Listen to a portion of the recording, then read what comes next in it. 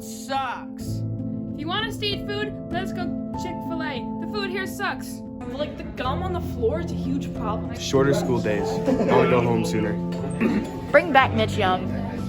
I want Dr. Pepper offered in the bistro and better vending machine maintenance. I'd like to be able to go off campus to get food. I'm pretty sure our principal is a furry. Welcome back to Toes Broadcasting Station, where we show you the truth of Earth, aka Toes. Today's Toe Truth will be the rumor of Forsyth County Schools' admin team being animals. Let's start with the mascots of Forsyth County Schools. South is an eagle, Lambert is a bull, East is a horse, as well as Forsyth Central's bulldog. Allegedly, there have been many instances with schools in the area of the administration showing animal-like behaviors. Next, you're going to hear from a student's perspective. We're here today with Finn, a student at Forsyth Central High School. So Finn, tell us about why you think that the admin are really animals. And honestly, just look at the food. It's disgusting and it's barely edible. I think it's some kind of torture method. To be fair, I do feed my dog the same processed foods, but what if it's a revenge plot? We're all gonna die. Well, that's that, folks. Time for an ad break.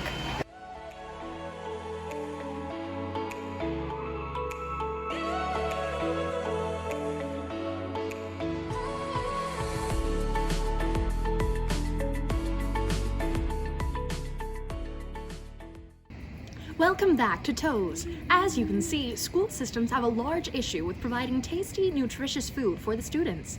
According to reports, school lunches bear a striking resemblance to kibble and other types of animal food. Students have even begun to speculate this is part of a larger revenge plot for years of systemic abuse. Next, you'll hear from a student who claims school is, quote-unquote, a cage for humans. We're currently entering a school bathroom where students who wish to escape school hide. We're here with the student Ivy. Ivy, can you please tell us your thoughts on schools feeling like cages? Well, as someone who does sports, it feels like we should be able to use the dome gym during lunch. We need more space to practice. And the fact that they're just keeping us in the stub in like a tiny little area makes it feel like we're in a cage or something. Don't even get me started on the food. The food is awful, but they don't let us order out or leave the school for anything. It's like they're keeping us in a cage, like I said before, and just torturing us. Have you ever considered that perhaps this is a revenge plot enacted upon us for years of keeping animals in cages?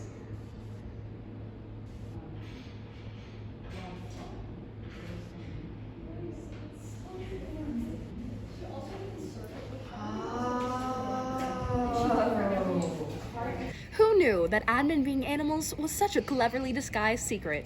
Clearly, they don't want us to know about it. We're here with a teacher who claims to have known the whole story from the start. So Mr. Rockland, Yeah. what do you think about our admin team being animals? How did you find out? People know about this? Isn't it obvious? Oh my God, and not just animals, but check this out. I think they're animals from a different dimension. It's the only thing that makes sense, right? Because they take off their human skins at football games and they run around out there and they say, oh yeah, I'm the mascot, isn't that happy, sweet stuff? No, it's them in their natural form. Wow. I know, right? And check out the technology. It's kind of scary because their human skin outfits hold that big, huge head in. That's got to have some type of energy, matter manipulation, totally beyond our capacity right now. I think it's only a matter of time before they take over. Shh. Don't be surprised if I disappear. Do you have any advice to our students? Run! Run! Run! You'll be happy to know that we've managed to convince admin from this school to join us for an interview. Okay. So maybe we didn't get an interview with the admin, but we did try. Apparently they weren't so happy with the thought of us believing that they were dogs. Who would have thought? Thankfully though, we did manage to get a chance to speak with God and the creators of today's Tell Truth. Roll the clip. How did you draw upon and establish your ethos as a speaker?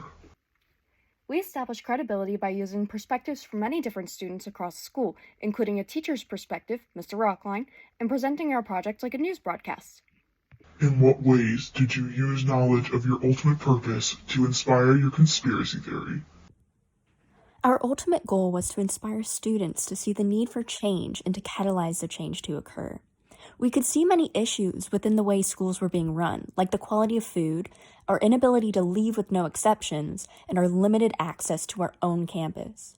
It doesn't seem right how much of what we feel is a right is treated like a privilege.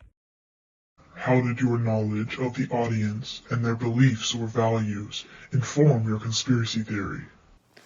Our initial audience is other students, many of whom don't like school.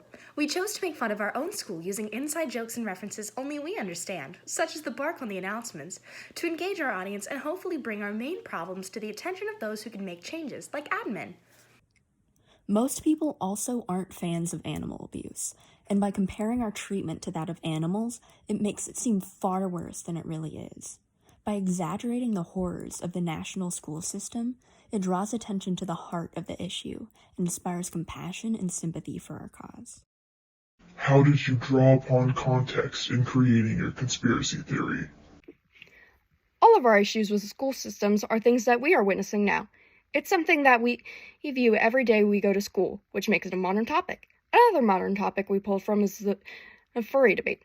Furries are a pretty hotly debated topic and controversial in the eyes of admin. We implied that our administration were, in fact, furries themselves in order to make waves and create attention. What about the urgency of this topic informed your conspiracy theory? We created this project because we wanted a way to change our school system. That, and because Miss Brumbelow told us to.